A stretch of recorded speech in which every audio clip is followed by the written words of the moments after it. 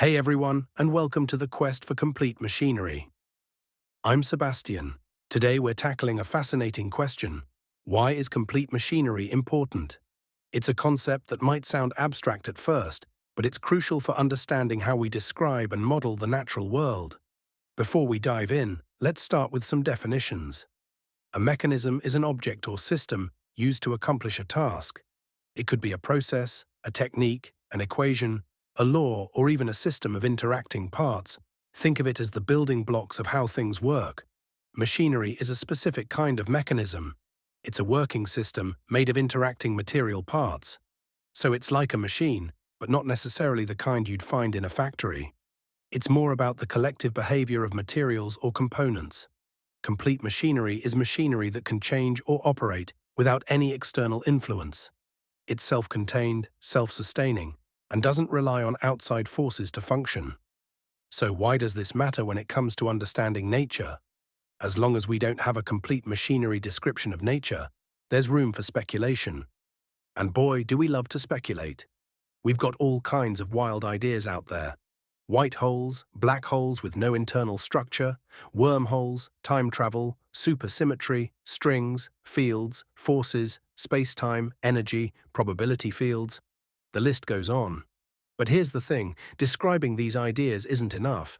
Even if we have the math to describe symmetries or the physics to explain phenomena, it's not the same as understanding the complete machinery behind it all, and that's where philosophy comes into play. At some point, we have to believe and trust in what we think we understand. But to truly get to the heart of complete machinery, we can't just rely on measurements anymore. If nature isn't divided the same way we think it is, then our measurements might not be telling us the whole story. We need to start building models that are complete machinery, models that can operate independently and resemble the behavior of reality.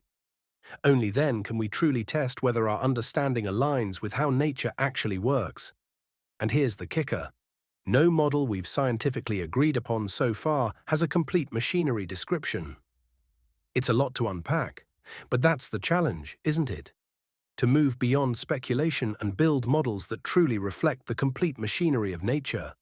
In the following AI, we'll discuss some more. Okay, so today we're going deep, like really deep, Yeah. into this idea of complete machinery Okay. and why it matters so much for how we understand nature. All right. We've got some excerpts there from this text Mm. called "Why Machinery is Important.txt," and let me tell you, it makes a pretty bold claim. Oh. It says that, like, without getting this whole complete machinery thing, Right. we're basically just, stuck speculating. Interesting. So it's really challenging us to think differently about science. Yeah, like it's not just about looking at stuff and describing it. Exactly. It's more about figuring out the how, the mechanisms that make things actually work. The underlying machinery. Right, machinery. So there was this part, I don't know, it kind of blew my mind a little. What was that? It was talking about how without these complete descriptions of how things work, we're kind of left in the dark about all this, like, crazy stuff. White holes, wormholes, even time travel. I mean, it sounds like something out of a movie, right? Yeah. Sounds pretty wild. But the text is saying that our current physics, like what we know right now, Yeah. it might not be the whole picture. And if it's not... Then those things might actually be possible. Oh, okay. So help me out here. When we say machinery, Yeah. what are we really talking about? Well, it's about systems. Systems that are complete and self-contained. Think of a clock. Okay. All those gears, springs, levers. To really know how that clock ticks, Right. you got to understand how all those pieces work together. Gotcha.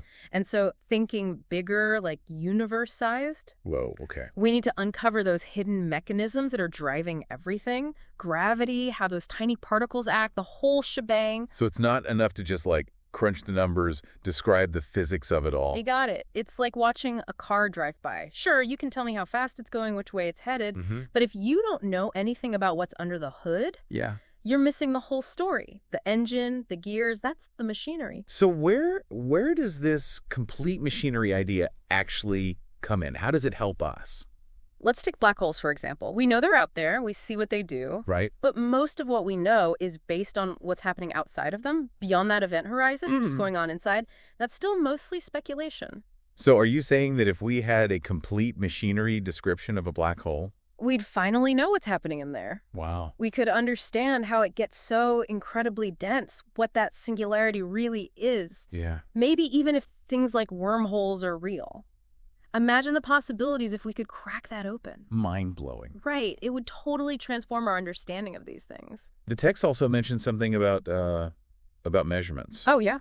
And how we can't rely on them completely. Why is that? Well, think about it. Our measurements are limited by what we understand and the tools we have. What if there's a whole bunch of stuff happening that our instruments are just missing, like trying to listen to a whole orchestra, but you can only hear one instrument at a time?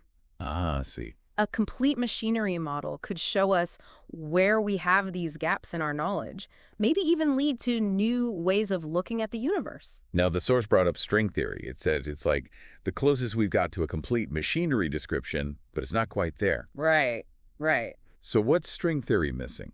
Well, it's a really cool idea, trying to bring together all those forces of nature, but it depends on some things we haven't actually seen. Like what? Extra dimensions, these tiny strings that everything is supposedly made of. Okay. It's a fascinating theory, a work in progress, but who knows if it will truly give us that complete picture. So if even string theory isn't there yet, what does that mean for all the other scientific models we have now? It means we're still learning. Yeah. We're always pushing the boundaries of what we know, refining our understanding. This idea of complete machinery gives us something to aim for. It pushes us to keep digging deeper, not just accepting what we see on the surface, but really searching for those underlying mechanisms, the driving forces of the universe. It makes you think, if all of our models are based on incomplete machinery, how much are we really understanding? What are we missing? Exactly. And maybe even more importantly, how does this apply to us? Our own lives, our beliefs, the choices we make. Are they based on complete machinery? Yeah. Incomplete? Something to ponder, right? Yeah. Thanks for joining us on this deep dive, folks. It's been a real trip. Definitely a lot to think about.